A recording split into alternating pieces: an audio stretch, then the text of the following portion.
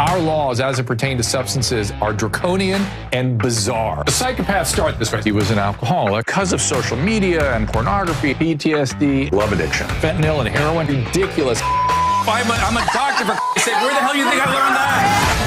I'm just saying, you go to treatment before you kill people. I am a clinician. I observe things about these chemicals. Let's just deal with what's real. We used to get these calls on Loveline all the time. Educate adolescents and to prevent and to treat. If you have trouble you can't stop and you want help stop it, I can help. I got a lot to say. I got a lot more to say.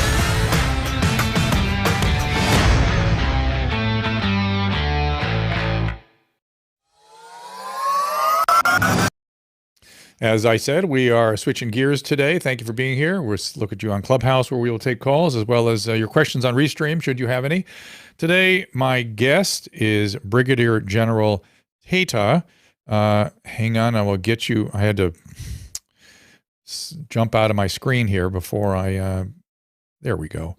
So I can tell you all about the general. He's a geopolitical expert who held the number 3 position in the Department of Defense.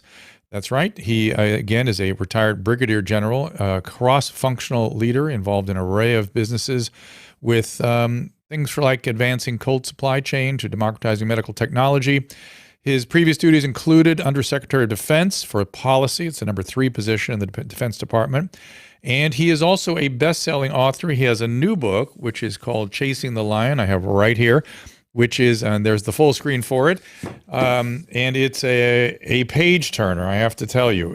Let's bring in Brigadier General Tata. General, welcome. Great to be with you, Drew. Thank you. I got to tell you something. There's a lot going on in that cranium of yours. The book, the amount of information in every paragraph of your book, I was blown away from the moment I started turning the pages. I mean, you do not write a book like this without having had the experience you've had. I'm guessing, you know, it's interesting. You know, I've written fictionalized nonfiction medical books in the past, and I guess I'm pulling upon very explicitly my experience. Are you doing so? It feels like you had to have been in these kinds of places to write this kind of book. Yeah, absolutely. My writing, that's Chasing the Lion is my 14th novel, and the first in a new series from Macmillan, St. Martin's Press, Garrett Sinclair series. And for all of my novels, I pull upon my not only my military experience, but my life experience. When you get inside the head of the protagonist, Garrett Sinclair, he's going through a lot of different processes in his life that he's got a character arc through that story. And, you know, he's just lost his wife. He's dealing with personal loss in a big way. And yet he's still got to function as a leader of troops in combat. And when I was in combat in Afghanistan and other places, I was always amazed at the stories of every individual soldier and what they had to deal with on the home front, and then what they had to deal with in their day-to-day job as they worked 24/7 to combat terrorists and secure our liberties. It's really quite a dilemma for the tens, hundreds of thousands of soldiers that we have rotating through combat. And so as I think about that, I could not be more proud to have been associated with the men and women that serve our country. And as I write these stories, it's a way of sort of channeling that pride and integrating the layers of context for each individual character into that. There no character is based in my stories is based on any one real life character. It's more this synthetic process of weaving in lots of different layers of feelings and emotions and ambitions and faults and virtues and so forth. And it's fun for me. It's a process for me it's very cathartic for me to complete a novel. I bet, but I am telling you, I don't think I've ever read a book that is packed with this much. And I don't know, there's lots of action, obviously, but the information that you put in there, if you pay attention to what you were describing, I got to tell you, it's really something. I can't have been the first person to point this out, right? You're aware that's more explicit. What do you he will talk about weapons and strategies, and his style is such that he'll often all of a sudden toss off a policy, go just like we did, and he'll mention a very specific policy in Iraq or Iran, and if you're paying attention, you will learn what these policies are. And in there, he also embeds an opinion in his sort of attitude about them. But there's, I mean, in a couple of sentences, there's just tons of information, and then. Well, let me give you another example. I don't want to divulge too much because it's like I said, I want people to read this. But you have an opening sequence. Well, you go back and forth in time a little bit, but the one sequence in the cave is really wild, and it felt like you'd been through something like that before. Maybe not in a cave, but in something like that, right?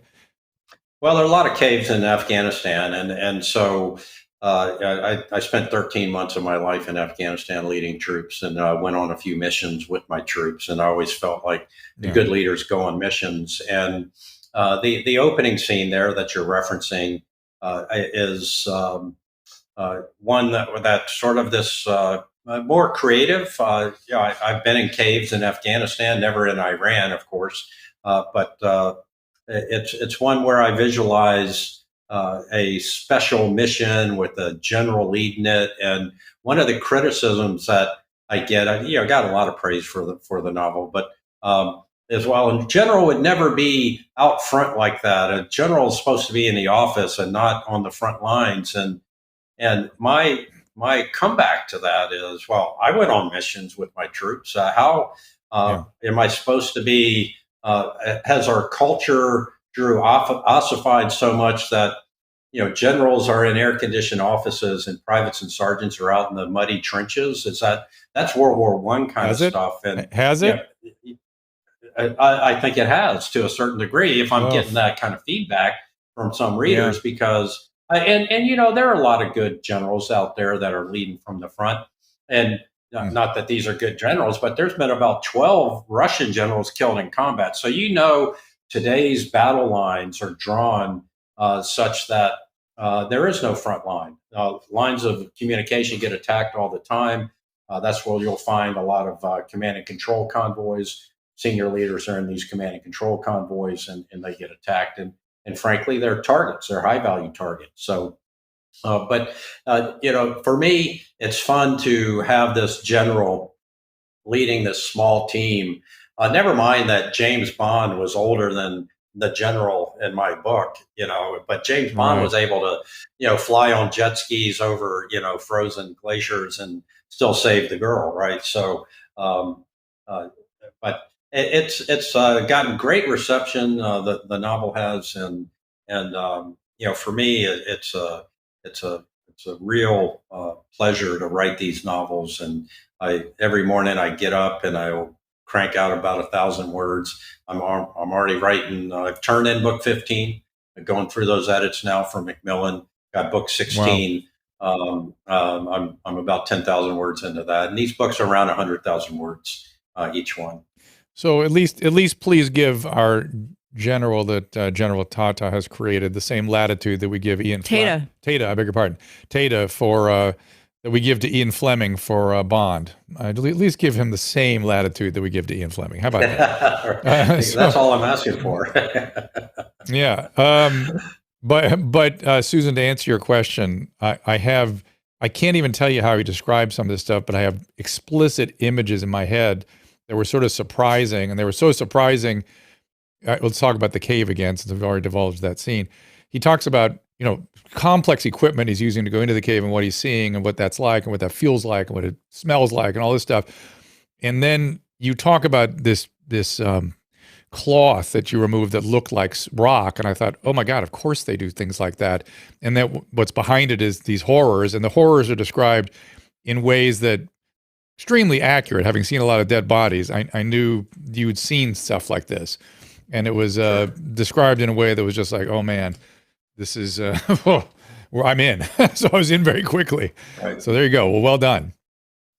Well, thank you, and I'm glad you're enjoying the book, Drew. And I'll tell you I was doing a show. I think I mentioned this to you when we talked in Miami, but I mentioned that writing's cathartic for me. And on my very first book, Sudden Threat, I was doing a tour and I was still active duty at the time. I had already submitted my retirement papers to begin to transition. And the Army had given me permission to have this book come out. And so I was doing a LA nighttime, Fraser Crane style talk show for an hour, and the host wanted to talk about post traumatic stress disorder, and so I called the chief of. She was the chief of Army nursing, and she was now then chief of the Army Resiliency Program. Rhonda Cornum. She was shot down behind enemy lines in Desert Storm. The first attack into Iraq, and went through some pretty horrible abuses as a POW. So if anybody knows anything about post-traumatic stress, she does. And I said, "Hey, Rhonda, what should I talk about with this radio host?" And she said, "Tony, the first thing you do is don't call it a disorder. Call it, there can be growth from post-traumatic stress, and just like a bone breaks, if your mind breaks." You can grow from that. You heal and grow, and it's a process. And so don't call it disorder, and make sure that that's one of the things that we're trying to get out there to the military community and spouses and family members, because everybody's dealing with this. And at this time, Drew, we were having hundreds of casualties a week, people coming home. And caskets, and people coming home with missing legs and arms, and the trauma was significant, particularly in the military community. And she said, "Tony, you're doing one of the things that we are trying to coach, teach, mentor our soldiers to do, and that is find an outlet. You're writing these books, and I imagine that you find that somewhat helpful for you. You've got that steam valve." What we're seeing with privates and sergeants and lieutenants and captains that lose their best friend or lose their squad mate or whomever that they're close to, they become brittle and they crack. So for every one casualty, we actually have two because the other one's not functional. So we're trying to help people find an outlet that makes them more resilient, and that's why they called it the resiliency program. Maybe I will talk to her at some point. I would love that. I have found, I've worked with a lot of veterans, and the biggest problem, again, I like the construct that it's not a disorder because it is adaptive. It's how we survive in these situations, right. But it leaves an imprint on our autonomic nervous system. But much like a broken limb or something, you need help healing. And this is the same thing with PTSD, post-traumatic stress. You need help, and unfortunately, a lot of people avoid it. They push back from it. That's the biggest challenge in my experience with getting people more resilient, absolutely. more well. Because there's so much stigma, Drew, associated with particularly walking into Ward 4 in the hospital, and everybody knows, okay, well, that's where all the mental health people are. That's where all the psychos go. And there's a stigma associated with that. Plus, is this going to hurt my promotion, or is it going to impact how people view me and the ability to do my job?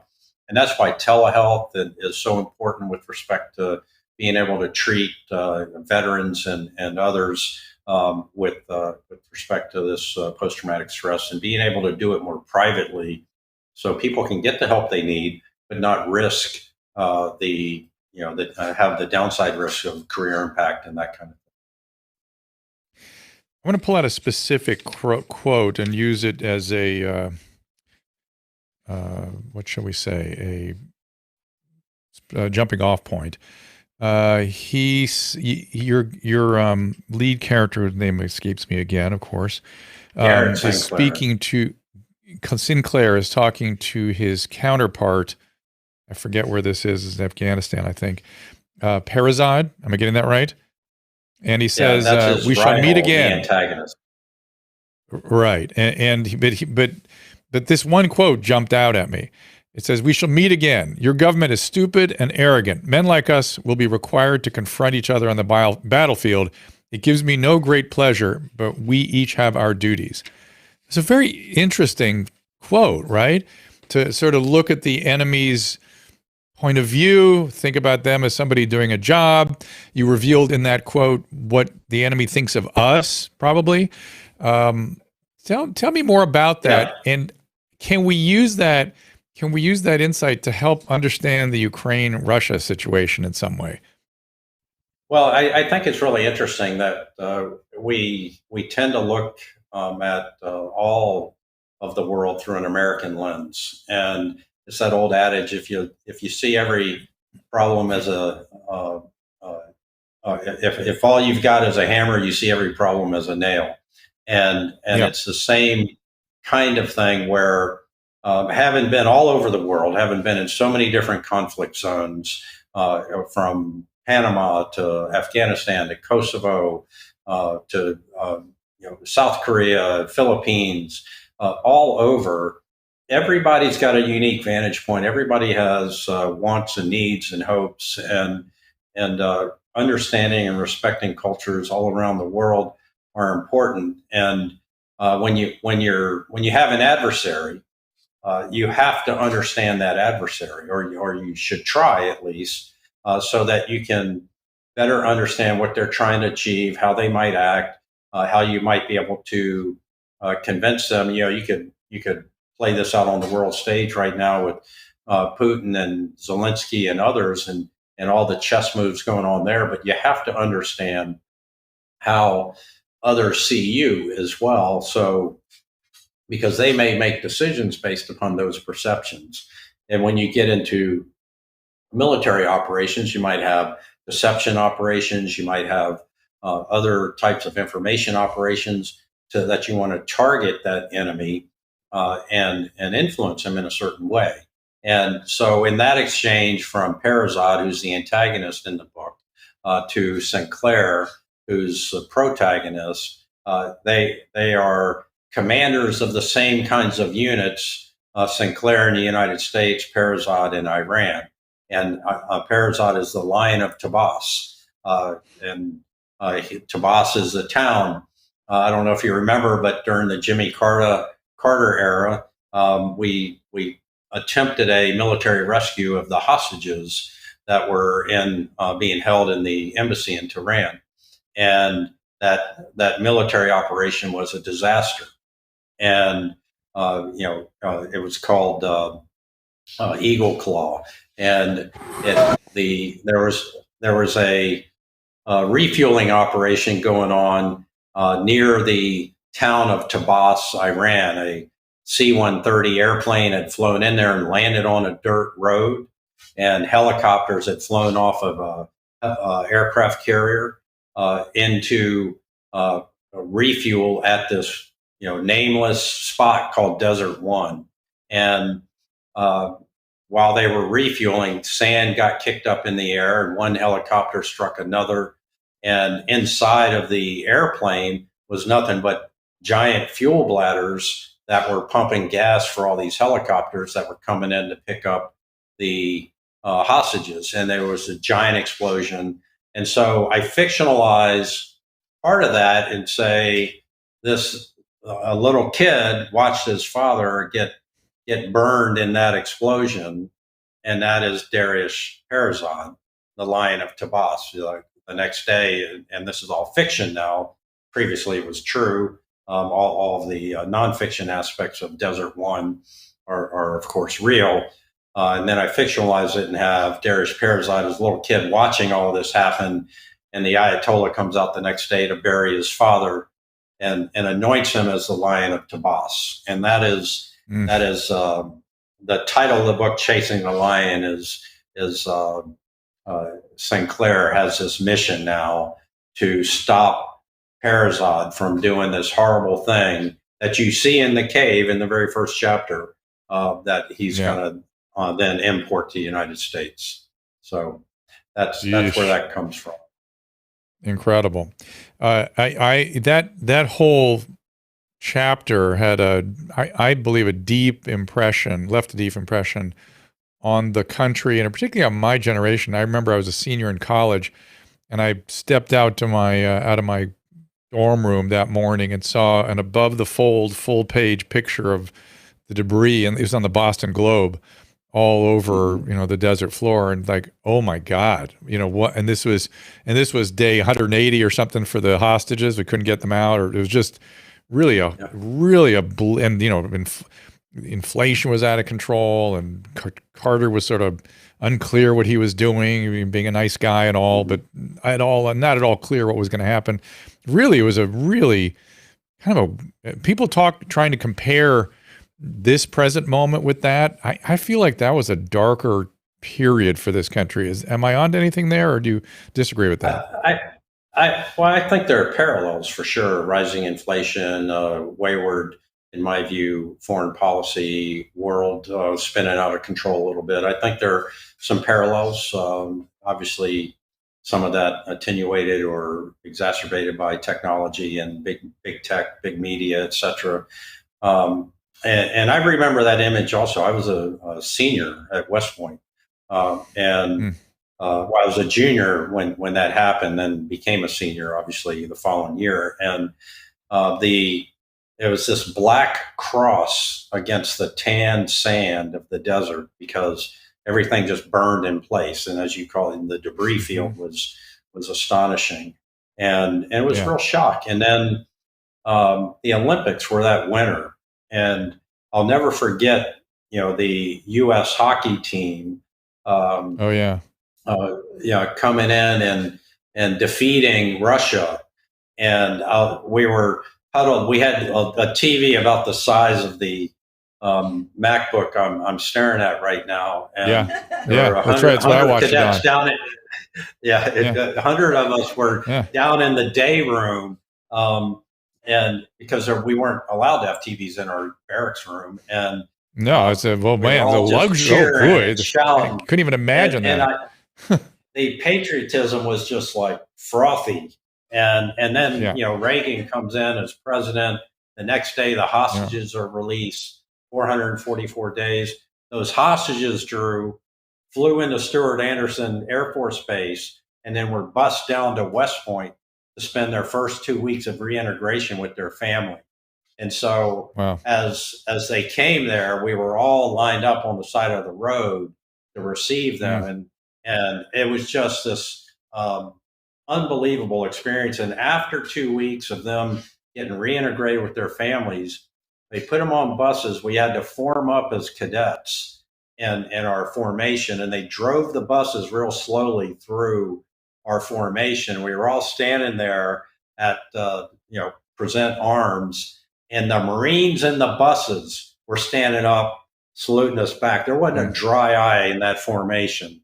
The Mm. pride, and so when I think about that shift from Carter to Reagan, and just the perception of strength, the perception of doing what you say and saying what you do, um, there's something to that. And I think, as I don't want to get political on the show unless you want me to, but the where we find ourselves now, there's this perception of weakness, and after Afghanistan and all that went wrong with the withdrawal there, uh, our enemies around the world see that we had a really incompetent execution of that, and we have not properly accounted for it.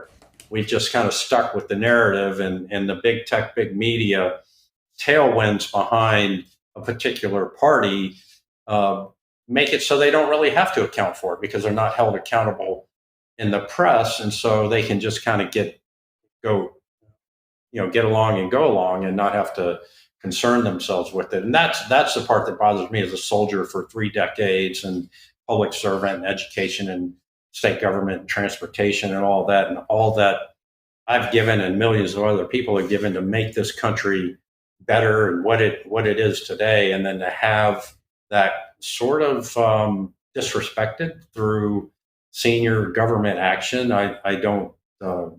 That's discouraging, so it does harken back to the 1979, 1980 era, but it's sort of reverse. We went, I think, from a projection of strength to a projection of weakness, and so we've got 3 more years of watching this unfold, and we'll see what happens. Yeah, I just keep thinking, don't you think the Ukrainians would have loved all that equipment? I think they could, maybe half of that equipment. Think they would have liked that? Wouldn't that have been nice for them to have some of that equipment that we paid for, that I bought and you bought? Now, I'll tell you what, Drew, I have Mark Pazlowski was a company mate of mine. He was the captain of the volleyball team, 1981 West Point, my classmate. And he left Wall Street in 2014, and he was Ukrainian. And the first party I went to after graduation was to Paz, as we called him, Paz's Ukrainian party, a mile outside the gate of West Point. And I didn't make it to the rest of my events for that day because they were pretty crazy. Wonderful people.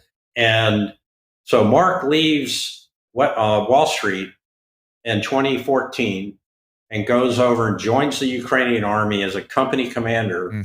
This was after the Maidan riots. If a little bit of the president at the time had an offer from the European Union to accept roughly $800 million in an entree into the European Union. Putin offered, I want to say, $5 billion. I probably got that number wrong, but it's give or take $1 billion, and to cheapen the natural gas prices to Russia. And he took that deal instead of the European Union deal. And so the centrists within Ukraine rioted because the president had Lukashenko had made a deal. Made a deal with Putin, and so Mark goes over there and fights for Ukraine and was killed by Russian soldiers. And that's the passion that these people have. Not a day goes by today, particularly now, that I don't think of Paz and our friendship and everything that we did for 4 years at West Point, living right next to each other. And I have a West Point text string now, and we're constantly referencing Mark. And I post a little bit about social media, but today, everything's so transactional. It's hard to sustain any kind of conversation about anything meaningful because everything is moving so fast in today's world. People don't. I mean, I have Ukrainian descent. There was a huge diaspora out of Ukraine and Belarus at the turn of the 20th century. So there's a lot of people from that region in this country, and most people were not aware of that. And there's a weird blurring of ethnicities and lines, nationalist lines and stuff. I was always raised that I was Russian. Because that's what a lot of the Ukrainian and Belarusians sort of called themselves for a long time there. And yet they were very quick to leave when Stalin came around. Very quick. All right. Yeah. Well, now that you've declared that you may be Russian, I expect a black helicopter to come swooping in here during this podcast. Oh, that's after we wrap up. After we wrap up, I would never dream to do it while we're talking. So, in fact, I was thinking of plutonium poisoning. That's really where I was going. It's a little easy. It will not be directly related to me then. Oh my God! But help us understand. I'm hoping you're willing to tell us today a little bit about making sense of what's going on over there. Let me just tell you my philosophical point of view on this is that I've been so pissed off at everyone suddenly becoming an expert in infectious diseases and virology for 2 years, having heated positions about medications or syndromes that they just learned how to pronounce, that I may have been using for 30 years or dealing with for 30 years. They just learned the words and now they're an expert. It makes me insane.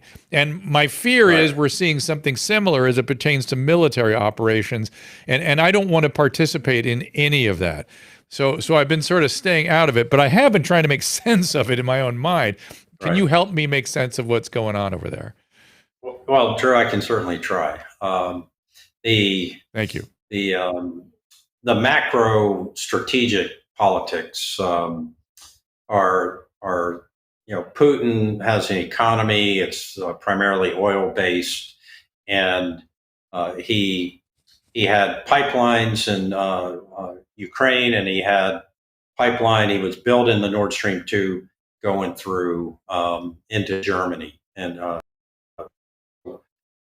when Trump was in office, he um, signed off on legislation that shut down any receptivity of the Nord Stream 2, and they quit building the Nord Stream 2 pipeline. And Putin was somewhat reliant on pipelines through Ukraine. When Biden came in, he overturned Trump's order and the legislation that shut down the receiving end of the Nord Stream 2. And so Nord Stream 2 gets turned back on as soon as Biden does his thing. And Putin doesn't need anything in Ukraine anymore from a pipeline perspective.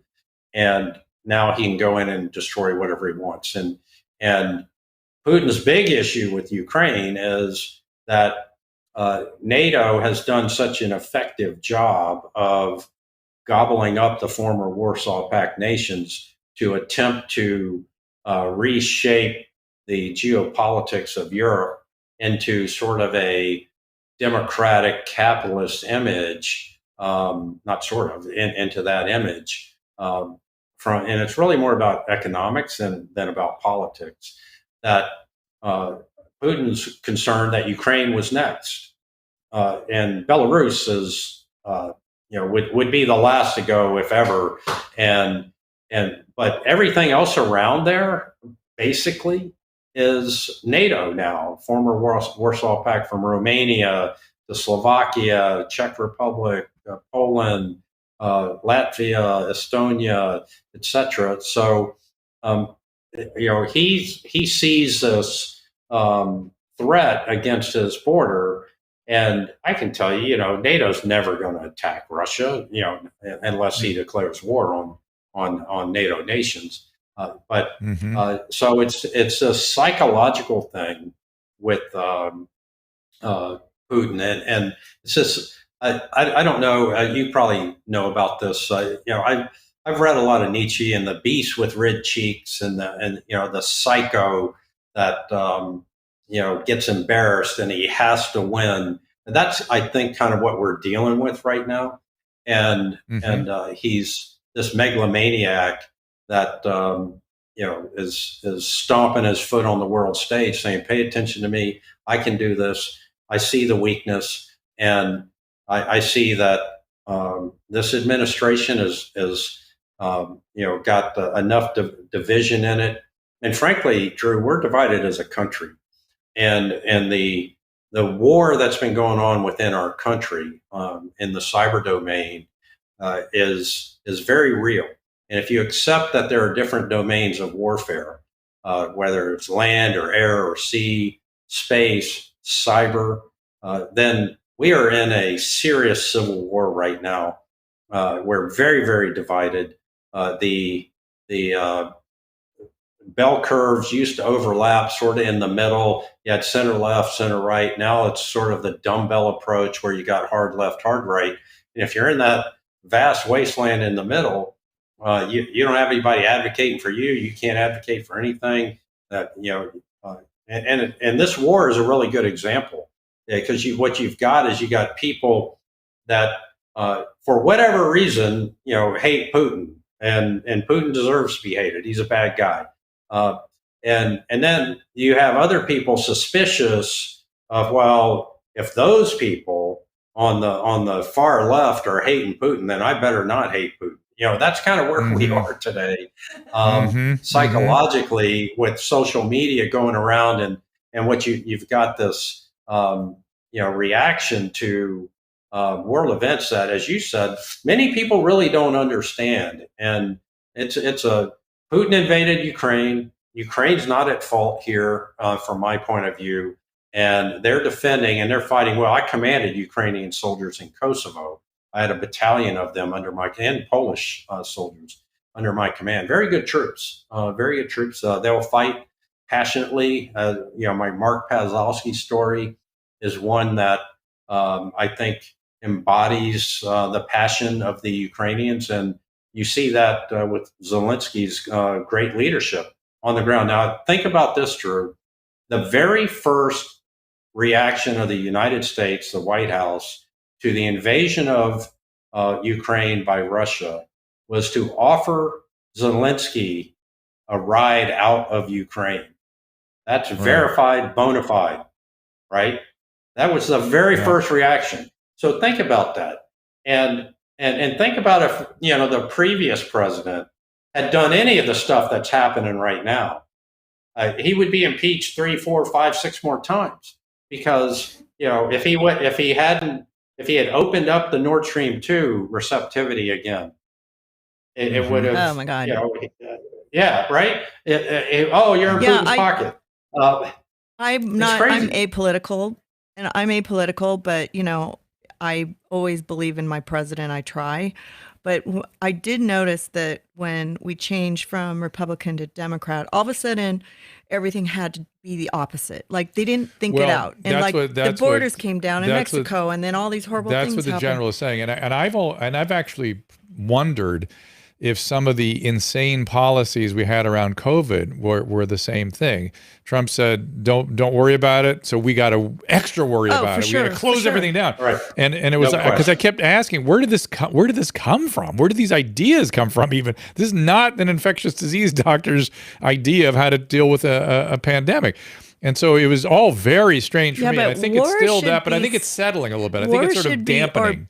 International relationship in war should be something that when you become pandemic president, response? you know what you're doing. That's why you get voted to be president. The COVID came up, nobody knew what to do. But they did. But there should be, we should have past experience that helps us understand what to do moving forward, and that Putin was on the, he was coming up. I mean, Joe Biden's been in the government for 50 years, right? He knows. But why did they have to change everything? Because it was on the right did it differently. That's what we're into now. That's what the general's pointing out. General, it makes us weak. But I just get really heated up because I don't know a lot about it, but I know a lot of people just don't want to talk about politics. They don't want to know what's going on. They just hide their heads in the sand.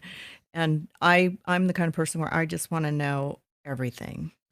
So, well, to that end, General, I've heard other commentators on television remark that the fact that the Ukraine hung on to the end of probably around Wednesday or Thursday of last week, I saw a military commentator saying, "This is extraordinary. This is fascinating. Let's see if they can hang on till the end of the week." And now here we are, very nearly a week subsequent. How do you interpret what's going on over there? Is this just a stepwise approach to tightening the noose that Putin is just going to continue to pursue, or is there really some meaningful resistance going on there? I think there's meaningful resistance, and I think both. And I think Putin's got a set piece plan. If we had a map up in front of us, you think of Ukraine somewhat as a football shape, and midway down the half of the football there is the Dnieper River. The Dnieper River is the fourth largest river in Europe, and it's a mile wide in some locations. Kiev is west of the Dnieper River.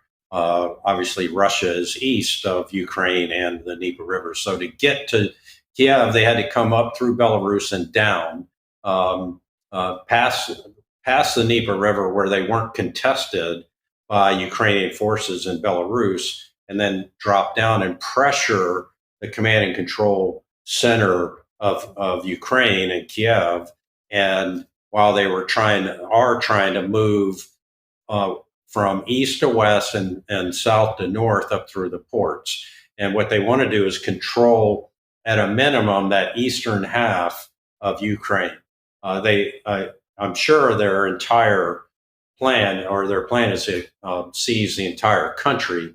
And it certainly appears, he's rocketing everywhere. He's dropping bombs. He's got troops everywhere.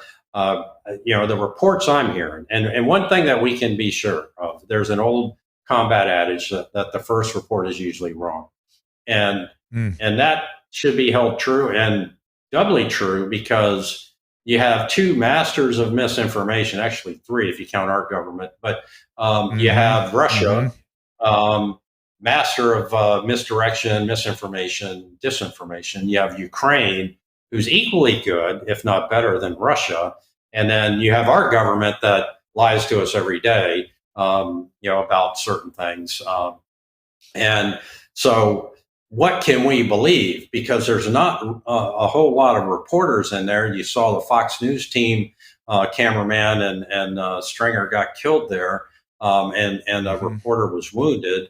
And so we don't, when the U.S. Army goes to war, we have embed journalists that are wearing body armor and they're in the trenches with our sergeants and captains. And you're getting pretty good resolution on what's happening here intentionally. I think there's very few journalists. I use the term journalists loosely because most of them are operatives now. But I think the ones who cowboy up and go into war zones like this, they're tried and true people trying to get to the truth of the story. The others are trying to spin, whether it's hard left or hard right, and try to figure out how to tell the story through a different lens. But the people in the country right now are trying to give us accurate information, which is really, really hard. And so it's hard to understand, if 10,000 Russians have been killed, as the Ukrainians claim, maybe, there's been no evidence of that, but it's a good talking point. Have 12 generals really been killed? Russia's acknowledged 4 or 5, but maybe 12 have been killed. Even 4 or 5 is a big deal, because generals are up there commanding the troops. And so you see the map there, and you see Kiev just to the right of the V is the Dnieper River and the blue arrow there. And so you see what they're trying to do is take that eastern third of the country, and they've come down through Belarus to hit Kiev because that they were able to get west of the river. And when I saw that, Drew, pre-invasion, I said they're coming down to Kiev to try to put a stranglehold on that, cut off the command and control, and then move across the country. What they didn't anticipate was the stiff resistance, the insurgency, sort of the Revolutionary War style fight that they're getting with the Ukrainians popping up out of swamps and trench lines and that kind of thing. So it's playing out here on the world stage. Who would have thought? And 2022 we'd be on the precipice of World War III, but I think that's where we find ourselves. Well, I want you to talk a little bit more about that in a second. What I'm going to do is take a quick break here. I have a quick question too. And we'll be back with Susan's question as well. We're here with Brigadier General retired Anthony Tata, and we'll be right back after this. Since the beginning of the pandemic, nearly 1 in 5 Americans has reported consuming an unhealthy amount of alcohol. Could be you, but only 10% of them are actually getting the help they need. Reframe is a neuroscience-based smartphone app that helps users cut back or quit drinking alcohol altogether. Using evidence-based tools, techniques, and content, Reframe guides users through a personalized program to help them reach their goals. Comprised of daily tasks, a comprehensive toolkit, a community forum, and accountability guides, Reframe is a modern, accessible, and affordable resource that can help anyone looking to reevaluate their relationship with alcohol. Reframe is backed by Harvard University and Emory University Schools of Medicine, and it is ranked the #1 alcohol reduction smartphone app worldwide with over 350,000 downloads. With Reframe, there's no stigma, just science, no labels, just support. To learn more, go to joinreframeapp.com/Dr. Drew. Use the code Dr. Drew for 25% off your first month or your annual subscription. That's at joinreframeapp.com/Dr. Drew. Let's talk about our friends at Hydralyte. I can't say enough about Hydralyte. You hear me talk about them all the time. It gets me through workouts and medical procedures and colonoscopies and COVID. It absolutely contributed to my recovery from COVID. Hydration is key to feeling healthy, and there's never been a time when that could be more important. We're in the height of cold flu season, Every headache has got you testing for COVID. Staying hydrated can keep the questionable symptoms at bay, and there's nothing better than Hydrolyte to get it done. Taking their hydration formula one step further, now there is Hydrolyte Plus Immunity. It starts with their fast-absorbing electrolytes and adds a host of great ingredients. Plus, each single-serve, easy-pour drink mix contains 1,000 milligrams of vitamin C and 300 milligrams of elderberry extract. Hydrolyte Plus Immunity comes in convenient, easy-pour powder sticks that rapidly dissolve in water to make a great-tasting drink that has a 75% less sugar than your typical sports drink. It uses all-natural flavors. It's gluten-free, dairy-free, caffeine-free, non-GMO, and even vegan. Hydrolyte Plus Immunity is also now available in ready-to-drink bottles at the Walmart next to the pharmacy, or as always, you can find it by visiting hydrolyte.com/Dr. Drew. That is HYDRALYTE.com/Dr. Drew. And be sure to use that code Dr. Drew 25 at checkout for a special discount.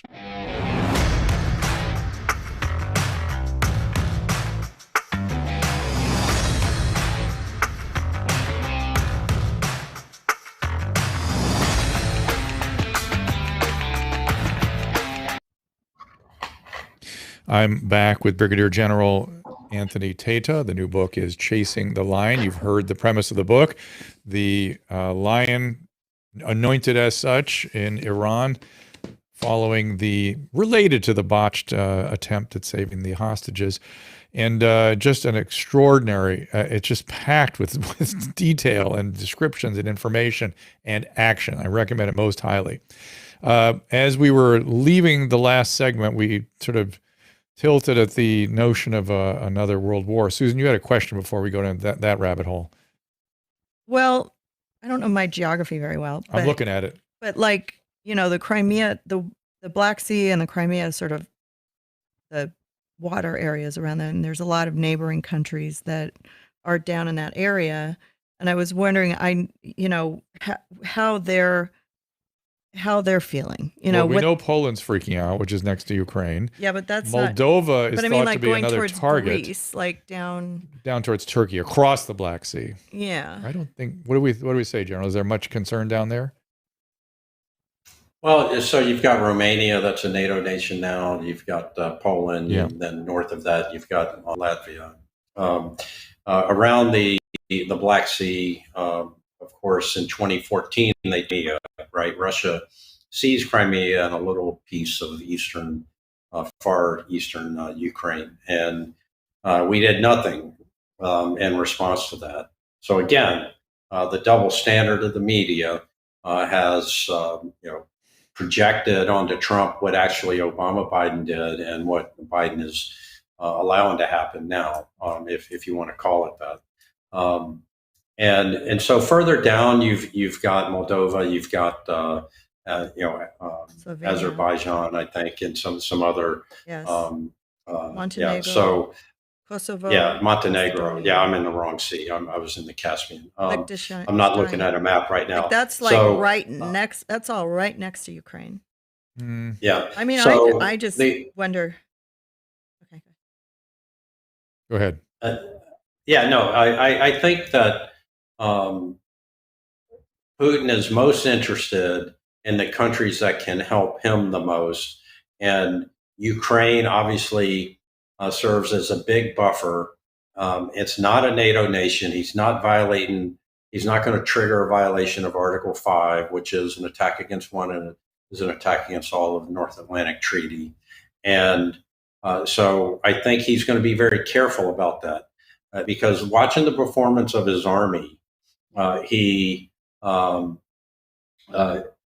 not, in theory, they're not doing great. I don't think it's going as he had hoped. I think he wanted to move much quicker, blitzkrieg, shock and awe, all those, verbs. And what you're really seeing here is a plotting effort to seize a country. It's tough. Even when we, bolted into Baghdad out of Kuwait, we got there, but we fought for, several more years. I mean, that never stopped.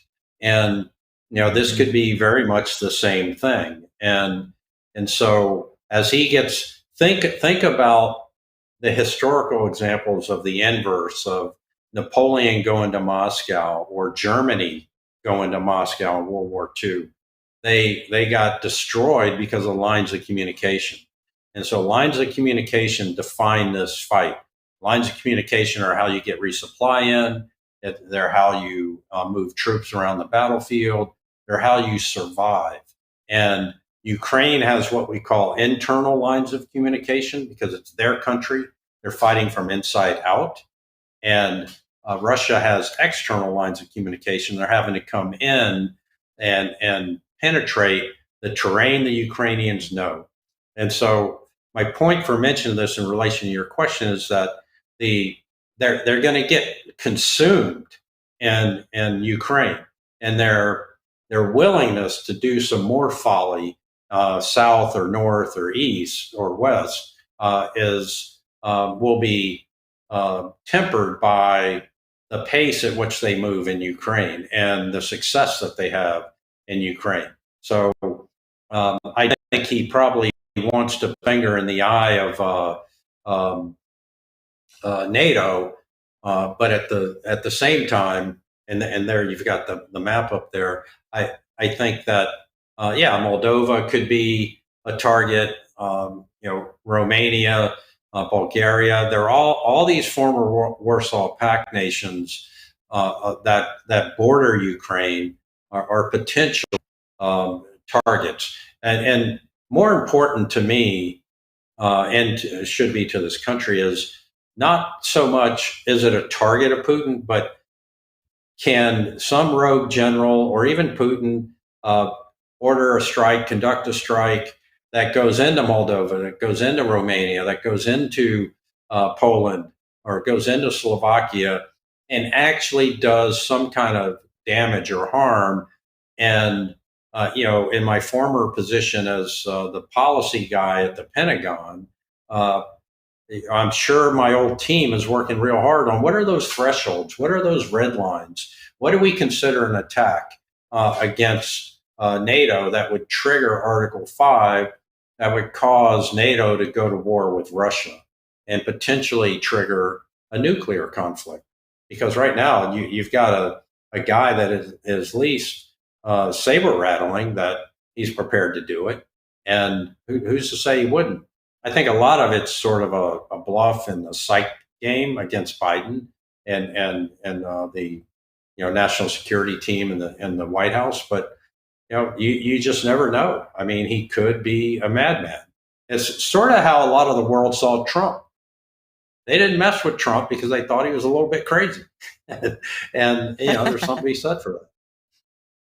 Well, you know what? I'm just thinking about like how the Nazis came in and then the communists came in to the smaller countries and just sort of set up camp and made that like we're in charge of everything, so that they could refresh their troops or have, a place to surround the area that's destroyed. And I don't know how many of these are, if any of those, Hungary, Serbia, Slovenia, or Montenegro are part of the NATO pact. I know that Moldova is neutral. So, but I wonder like how I would, if I lived there, I'd be like, oh crap, like what's next, Right. Only from experience of looking at how, go ahead.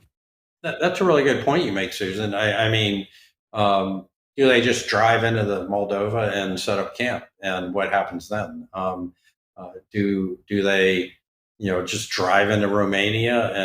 And this is where NATO and the foreign policy team and the DoD from the United States can try to get in front of something where they've been behind everything. They were behind in Afghanistan. They were behind here. We should have been talking about this 3-4 months ago. High-level meetings should have been a summit between Biden and Putin to try to avoid this. If not, God forbid, vice presidents or whatever. The seriousness with which this administration is taking this is reflected by their use of this crisis to brief TikTok influencers to blame the gas prices on Putin. That to me is just insulting and should be insulting to everybody in this country, that we've got a potential world war, nuclear conflict happening, and they're focused on how do we transactionally get through, how do we transactionally blame Putin for high gas prices when gas prices have been high anyway. And if you want to lower gas prices, open the Keystone XL pipeline, approve more permits, and quit fighting with the oil industry, and open up the gates back toward energy independence. We were a net exporter of energy in the previous administration, and the energy independence is really truly tied to national security, and that's something that this dogma that this administration is adhering to is really impacting American citizens every day. And there's this gap between the dogma and reality, and those of us out here in reality, the dogma doesn't do anything for us. Talking about a future where nobody drives a gasoline based car, sure, that'll happen one day, but you don't have to crank it down on us right now. You can ease your way into it when they're more affordable, right? So, and I thought all of that was going just fine, but they're trying to accelerate it. Yeah, and I think people are now more aware of that connection between energy independence and national security. And to explain what the general is talking about is the White House had 8 or 12 TikTok influencers over to brief them on how to discuss inflation as Putin's problem, and just this ridiculous really ridiculous marketing stuff that if you think about it, gets kind of scary. I'm hoping that was just the idea of some underling at the White House, and not people that should be occupied with other things. But God knows it is not exactly the message you want going out into the world. But one last thing I'll ask you about the conflict in Ukraine, and just if you don't mind, and you may want to not answer this, and that's certainly reasonable. But based on your experience, how do you? Because when you've been through, I can tell from writing your book, you would have an instinct about how this, from reading your book rather, that how this is going to go. What does your instinct tell you how this is likely to play out? Yeah, so I think Putin's not going to make the progress he wants to make. I think the West is kind of waiting to see if the Ukrainians have a shot. It looks like they do. And so I think they're making decisions about resourcing based upon the likelihood of that resourcing being successful. And so this announcement yesterday of new drones and Stinger missiles and javelins, all very effective weapon systems that I've worked with all my career.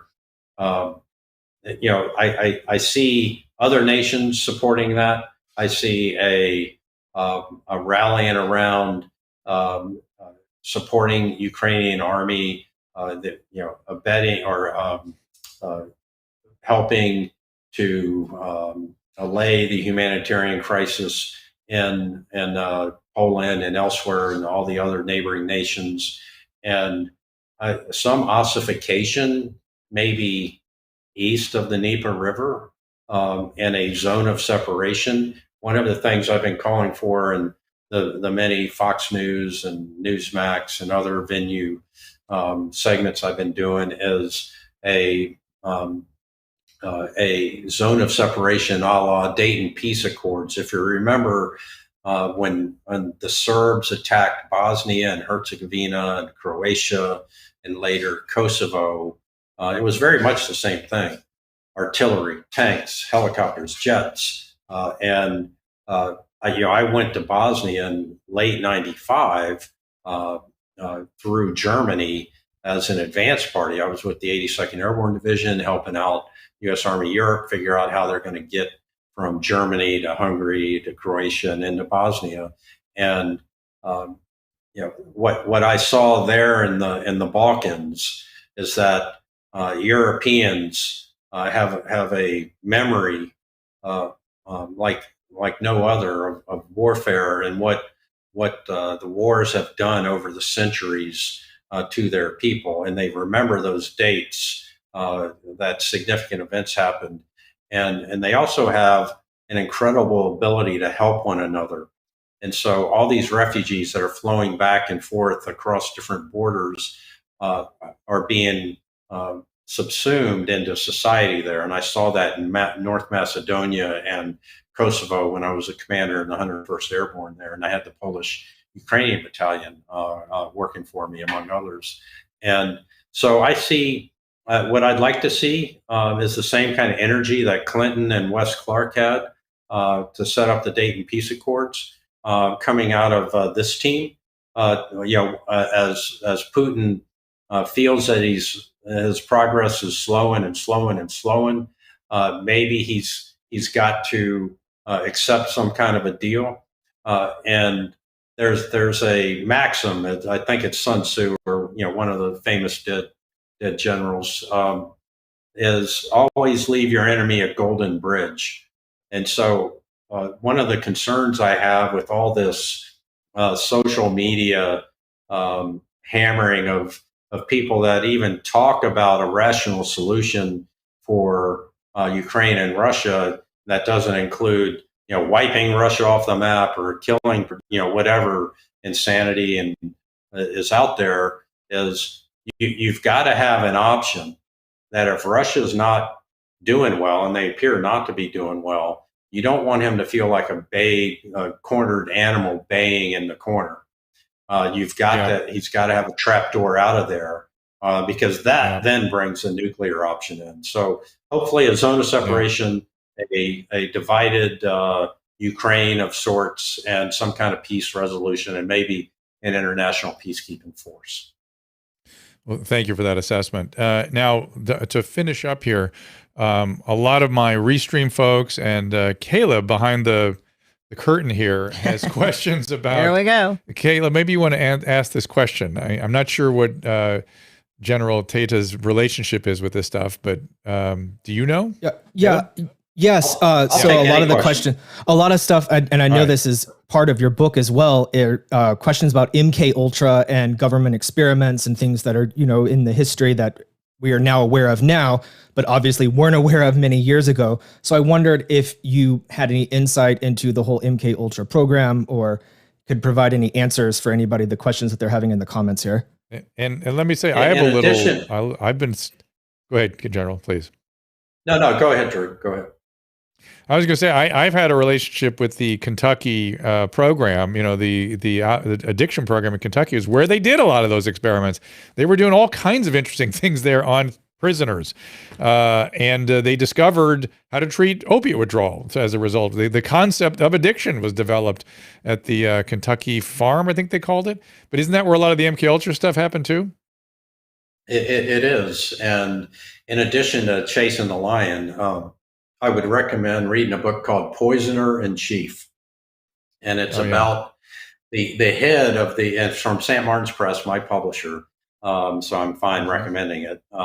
It's about the head of the MK Ultra program. And he was this chemist, weird guy, but he was an icon in CIA circles, and guys like Dulles and others who had been CIA directors, they gave this guy free rein. And post World War II, the psychology was that, it's kind of like the Sputnik. If the Russians get to it first, then we're going to be behind and the Russians can wipe us off the map. And so coming out of the Korean War, there were 22 Air Force pilots that had been captured by the Chinese. And when that ended, the prisoner exchange happened. Those 22 pilots didn't want to be repatriated to the United States. They wanted to stay in China. And the conclusion of the CIA was that the Chinese have figured out mind control, because there's no reason that those 22 pilots would all want to stay in China. They all must be under some kind of mind control. And the U.S. had already gone to the Nuremberg trials and elsewhere and lobbied to not have some of the more experienced German doctors executed or tried, and they hired him and began running experiments in safe houses in Heidelberg and other places, and likewise in Japan with Hirohito's folks. They did the same thing. There's not a whole lot written about it, but what I've read about the Japanese experimentation on humans is just unbelievable. And so our CIA underwrote this experimentation and outsourced it to Germany and Japan, and they discovered LSD as part of this, and then began experimenting with it here in the United States. And that Poisoner Chief lays out that entire MK Ultra background. It's a fascinating book, and it was so fascinating. I built a whole fiction novel around the concept of mind control, some kind of drug, and technology, a techno drug, where the poison opens your mind a little bit, and you see different things inside your phone that perhaps are being sent there from some other source, and you're being told to do things. And so, how many of us are always looking down at our phone? I'll be walking in Manhattan. Wow. And, everybody but me will be just staring at their phone, bumping into people. 50% of the country's already under that. Yeah, they are already. They've already figured it out without the LSD. It comes on our screens all the time. I'm being funny, but I'm not. I mean, I really think that I'm certain we're doing stuff to other, and certainly multiple countries we know. Well, you mentioned cyber warfare. Isn't that some of what you're talking about? That other countries are meddling with us in addition to our conflicts between ourselves. They're amplifying that conflict, right? Yeah, exactly. I'm going to interject something really quick too, but just because I have 3 millennials living in my house, and one was a history major at school, but Jordan asked me, all these people are dying in the Ukraine. Why aren't we going in there? And I said, well, because if there's a world war, a lot of things happen. It's a lot more people that can die, and basically the borders will shift, and the other countries will jump in and start attacking the countries that they don't like, and then America will have to go over there and help because they have their armed forces there, and he didn't really understand how we can just sit and watch this horrible tragedy happen, and how we're just sitting on the borders. And it's something that I understand because I know World War. I mean, I was a history major, but I know World War changes everything, and it's a big thing. And I know I'm saying this at the end, and this is like a whole podcast in itself, but could you just explain what your interpretation of World War would be? So I guess what she's asking is, what is the modern domino theory? Or do we even get to the dominoes before there's a nuclear exchange, is what I would wonder. I'll let you answer that. Yeah, well, I think you did a great job, Susan, in explaining that. I had a friend call me up, and she was talking about this. Why aren't we doing something? Why aren't we doing something? And she's got a teenage daughter, and I said, "You want your daughter to go over there and fight and potentially die in Ukraine?" She goes, "Well, no, but somebody else needs to do something." And what you're talking about is exactly sort of that point, and that the sense that it's very troubling to me, and I'm sure everybody, anybody, to watch the scenes that we're seeing, because war is brutal.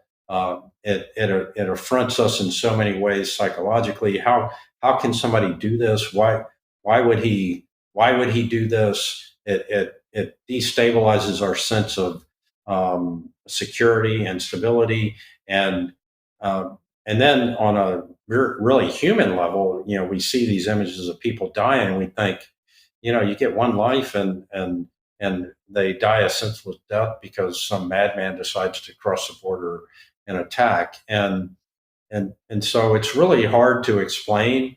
unless you put it in personal terms, that I've found that, if do you want America to be in a war? Do you want our taxes to pay for more, military hardware to go overseas and defend, a country that is, in the middle of Europe, and it would make sense to have some kind of stability there. I remember when the Balkan situation was happening. I thought that a war in the middle of Europe was not a good thing, and so that peace enforcement deal was a good deal, the Dayton Peace Accords. And so the trigger, the domino, I think, is a NATO red line, and they haven't, I think, wisely published what their red lines are for NATO involvement. But it's a good example is Turkey announced the other day, when this thing first started, one of our ships was attacked with missiles. Well, it turned out that it was an errant attack, but could that have been the Archduke Ferdinand being shot? Right, that started, or the Maine. Yeah, I was wondering about Turkey. Right. Yeah, and so Turkey's a NATO nation. They had a ship get fired upon. Do we react to that and say, okay, Putin, you're ours now, and then we get into this conflagration that could lead to a major land war in Europe between two nuclear powers? That we're in uncharted territory, and I think that's why we're seeing a little bit of extra caution from the administration and how to move. Their nature is not to move fast, and so maybe in this case that's a good thing, that they're not that they're trying to figure it out as they go. So I know I didn't fully answer your question, but no, it's okay. No, you got a flavor of it. I went on TikTok and I got some answers, but oh my God. Oh no. That's really funny. But let me just clarify a little bit of history. So the Maine exploded in Cuba in the Havana Harbor, probably a boiler explosion, but the Hearst newspapers blamed it on a terrorist attack and whipped up war frenzy, and the Spanish-American War ensued. The Franz Ferdinand was the Crown Prince of Yugoslavia, if I'm right, and he was out touring. Where was he, in Herzegovina, in Serbia or something? Austria. He was Austrian. Oh, he was in Austria.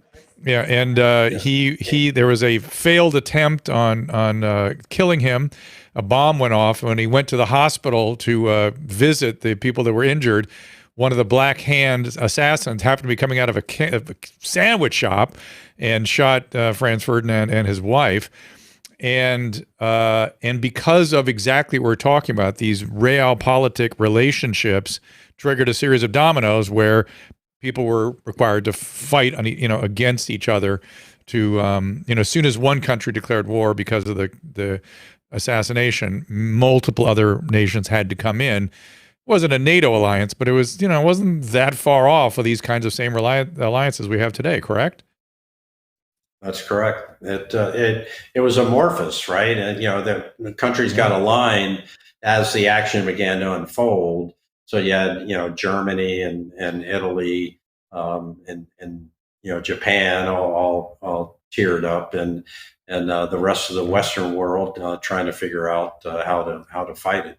And boy, that was an ugly war. And yet rail had you had this emergence of quote unquote technology, industrial technology, with railroads and vehicles were just becoming a thing, and they were able to move troops quickly on rail.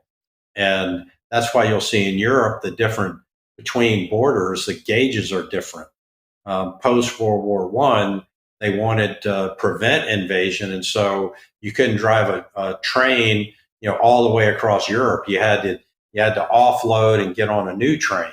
And, because the gauge sizes are different, so a train in Austria won't work the same as a train in Hungary.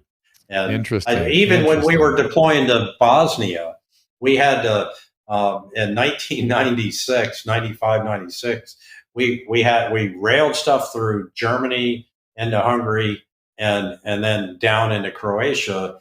and we had to offload equipment and put it on a new train that was waiting just across the border. And that's a remnant of World War One when they changed the gauges. And my understanding is the Autobahn was Hitler's attempt to move vehicles now on roads. That was why he built the Autobahn. So really interesting. Yeah, and Eisenhower with the interstate system was very much the same way. It's interior lines of communication. That's a real good example of having interior lines of communication. And Autobahn or the interstate system, and we use it for recreation and travel and getting to work and that kind of thing. But there is a defense application to it. Well, General Tata, I hope you are right that we get some sort of détente going here or some sort of agreement. It feels like that's what should happen. I can't imagine. Certainly the Russian people don't want anything of the domino effect. And I don't even believe Putin does, no matter how crazy he is. He still wants a country to rule. You know what I mean? I can't imagine he's that. We've had people on this show talk about his psychopathology, but he's still we're not sure if he's not an irrational operator, I don't think, and he, at least in the sense of self-preservation and historical record and things like that. I think so, but again, let me hold up the book. It is Chasing the Lion. If you don't want to read it by this point, I don't know what's wrong with you. And check out many of the General's other books. There, as you've said, there are 14 other ones. They're all listed in the cover. 14 other books. Yeah, they're right behind me here. There they all are. So Double Crossfire, Dark Winter, 3 Minutes to Midnight, a series that I guess you wrote with Nicholas Irving, right? A series of books. How come these things aren't movies? Which one's going to be a movie? Well, it's interesting, and we can do another podcast about this if you'll ever have me back. But of course, Nick Irving is a young African American Army Ranger sniper. We have the same agent, Scott Miller, in Trident Media Agency in New York. And Scott called me one day about 5 years ago and said, "Hey, why don't the general and the sergeant write a fiction series together out of his very popular biography called The Reaper, the most deadliest special forces sniper in the Rangers," or something like that. And so, Nick and I got together and riffed a little bit, and we wrote these 3 books.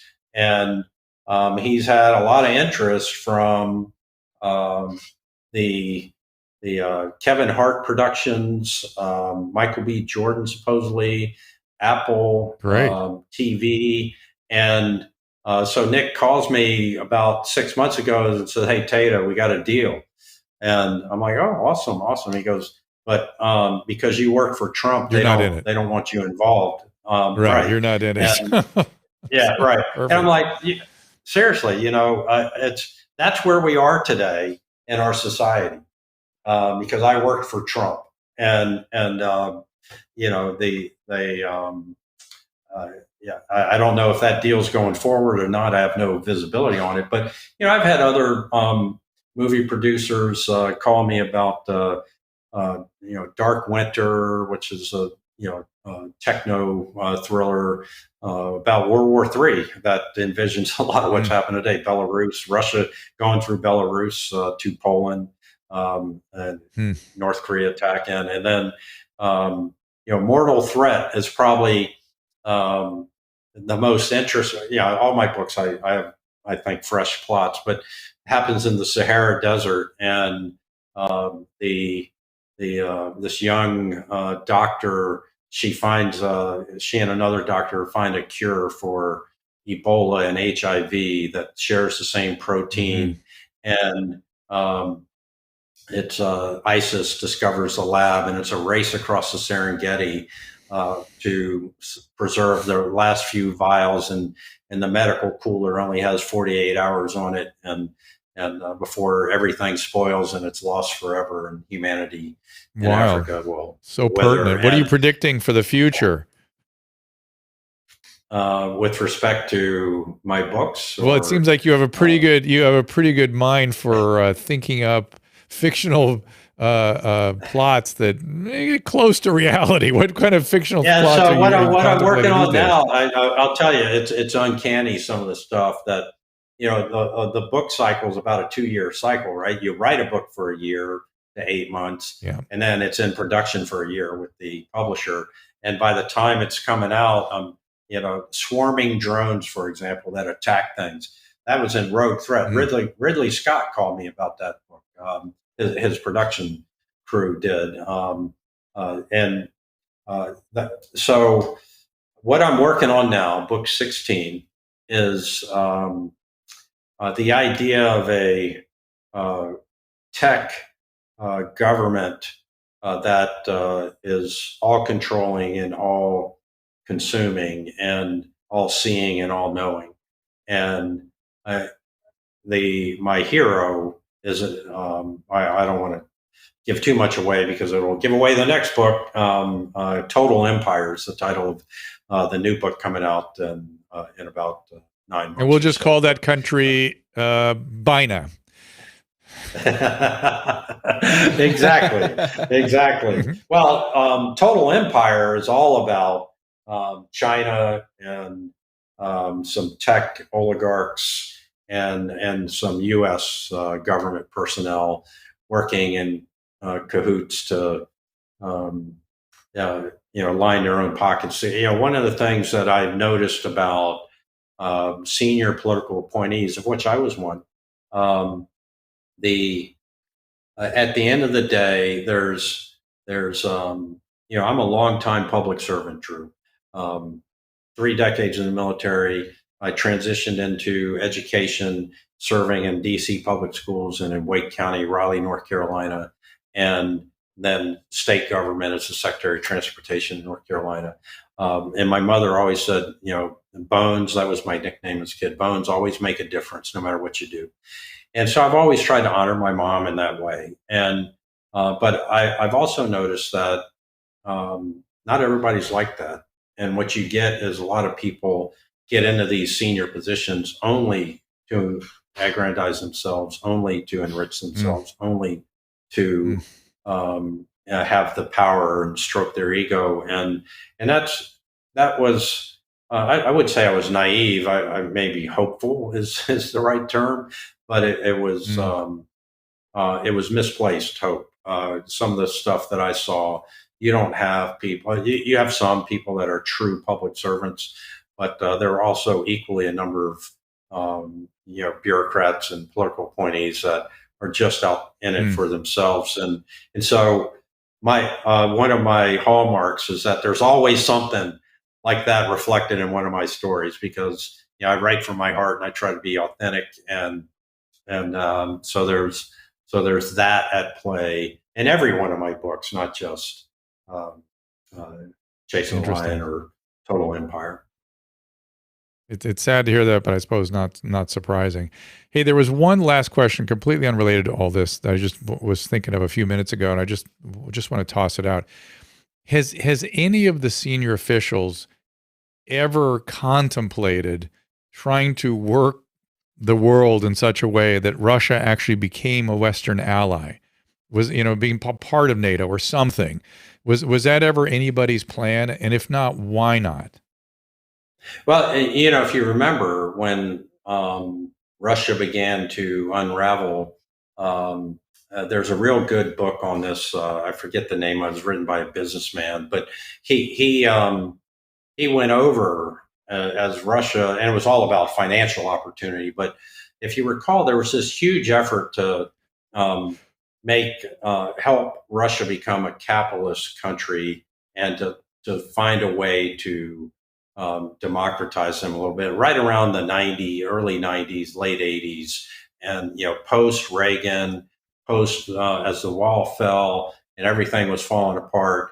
There was this program put together called Partnership for Peace, and that was sort of like Junior League NATO, and or Junior Varsity, not Junior League, Junior Varsity NATO, and a lot of the NATO countries today were initially in Partnership for Peace. And so there was an engagement on many different levels with quote unquote partner nations, and they went through a process and then applied for NATO membership and became a NATO member, which comes with obligations, but also benefits as well, because you get that protective umbrella around you. And Russia the discussion that Putin's position is that, well, you weren't supposed to do that. You said you weren't going to do that, NATO. You said you weren't going to take former Warsaw Pact and make them NATO nations. And we can agree to disagree on that, but I think it was smart for us to do everything we did with regard to that. And it was Republican and Democrat presidents. I mean, Clinton did a really good job with this as that program expanded, and we marched eastward with our collective security umbrella. And I think the outreach was there. I think the mechanisms were there, and it just never converted. And I look at that. The Iraq War, I have to say, I was not a fan. I was a colonel in the Army at the time, so I had to do what I was told. But I never understood it. I had redeployed from Kosovo with my troops, and 9/11 occurred while I was in Kosovo, and I brought my troops home. And we were told to get ready to go to Afghanistan, Thanksgiving Day, when I stepped off the plane back from Kosovo. So we go train. We're in training in January of 2002 in Louisiana. And the commanding general comes down and says, Tony, you're not going to Afghanistan, you're going to Iraq. And I never understood that. And the Iraq War, to me, was a complete folly and a huge mistake that altered the azimuth of U.S. foreign policy. It's for forever, and it did two things. It put us into Iraq, much like Russia's going into Ukraine now. I'm not comparing the two at all, but it's a quagmire, and I think it's going to turn into one for Russia. But it also changed our policy in Afghanistan, and it put us in Afghanistan for 20 years instead of 1, 2, 3 years, and in and out of there as I thought we should be, and so the this path that we were put on is post Iraq, and then during the Obama years, there was not any serious engagement of Russia. If you remember, Obama called out Mitt Romney and said, the 80s is calling, they want their foreign policy back or whatever. And, there's been a lot of memes going around now on that. But that understanding Russia through a realpolitik lens and from a realist national security lens instead of from a social media hashtag lens and what's transactionally important today versus tomorrow, that's what, in my opinion, led to this, is this sense that we can just ignore Russia and we can use it as a battering ram on Trump. We can forgive anything that Obama, when Syria went across the red line on chemical weapons, he didn't do anything.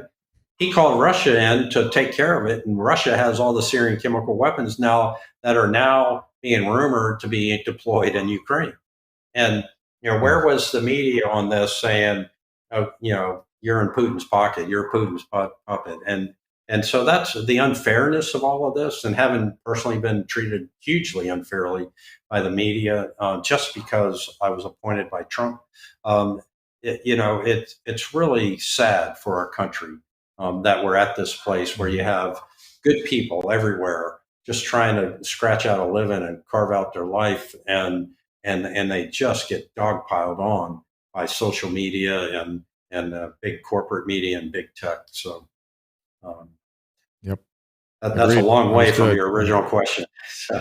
No, but it's a good place to sort of roll to a stop and to welcome you back anytime. Anytime you need an outlet or want to sit and think about things, I'm fascinated by these because I know nothing about it, and so just to have somebody who knows what he's talking about school me, frankly, it's reassuring. Susan, I suspect you feel the same way. I feel more at ease after talking to him. I feel like, I do. Yeah, that maybe it's going to be okay. Well, and I hope we don't have to have you back because we're scared shitless.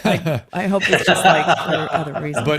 But I'm back to Parazad, your villain in the book, which is I'm sure there are Russian generals on the other side that are kind of contemplating the same as you. And I'm sure you've even probably had contact with some of them over the years. That I know there's that interplay a little bit, at least in the intelligence side. And so it gives me a little bit of confidence to tell my kids that we don't have to buy those big bags of rice and beans and have the decontamination suits ready to go. Well, we need it anyways. Maybe we should anyway. I don't know. It might be wise. But underground bunker. General, it's such a privilege to talk with you, and I really appreciate you spending all this time with us and being so generous with not just your time, but your knowledge, and hopefully we can talk again very soon. Yeah, likewise. By the way, thank you, Susan. Thank you so much for your service. Yes, indeed. Oh, and all this piling on stuff and I do feel, I've been out in the public for a long time, and I just feel that this stuff, there's a lot of stuff dampening. You said something an hour ago about about ideology versus reality, as that's what you were talking about at the moment.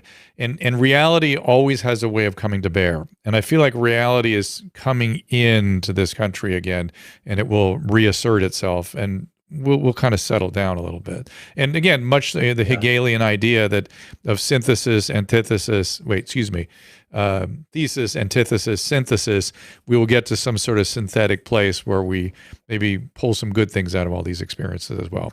So we'll leave it at that. And again, thank you so much. Thank you, team. Cheers.